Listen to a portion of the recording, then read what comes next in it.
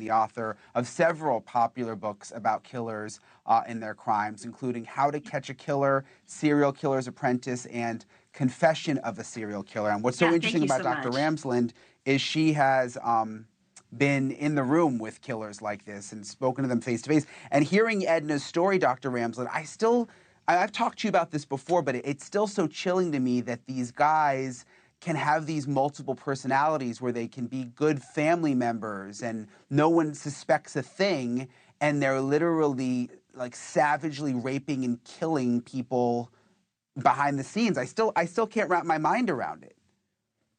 Well, part of it is that they have very superficial feelings for other people. They're generally narcissistic.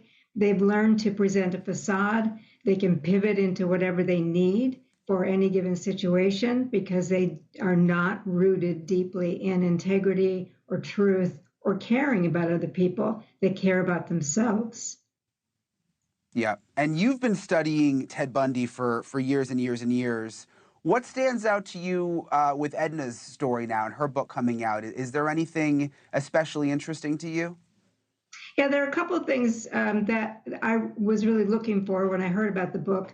One would have been along the lines of what Jeffrey Dahmer's father wrote when he talked about how easy it was to dismiss things that were concerning about his son because he could reframe them in a more benign way. And I think she had that experience, Edna had that experience of, as she's beginning to realize that Bundy, her cousin, might be this killer, she's got to find a way to figure out how did she not see this? How was it that she could be friends with him, socialize with him, introduce him to her friends, and never see what was going on? And I think it's really valuable to have relatives of serial killers, books of this nature, because we do then understand how easy it is to be duped because our minds are not going to accept that somebody we know could possibly be doing these things. That was one thing I looked for. But the other thing was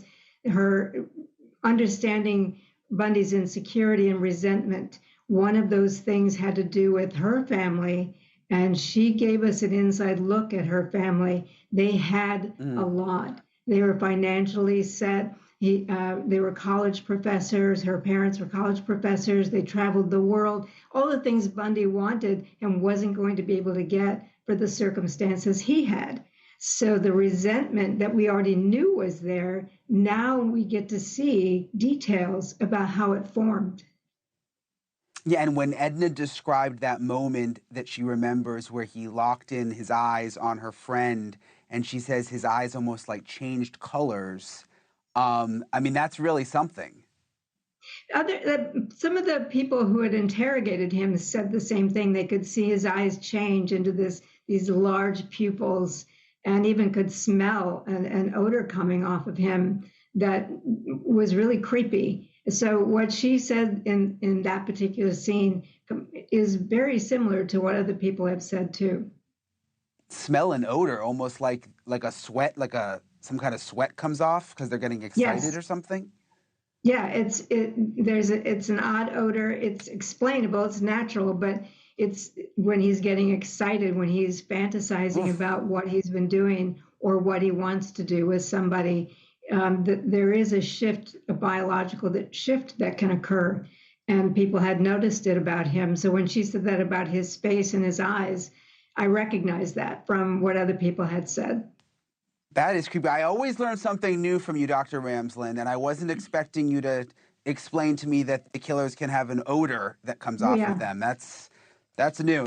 Thanks for watching. Go to joinnn.com to find NewsNation on your screen. And don't forget to click the red subscribe button below to get more of NewsNation's fact-driven, unbiased coverage.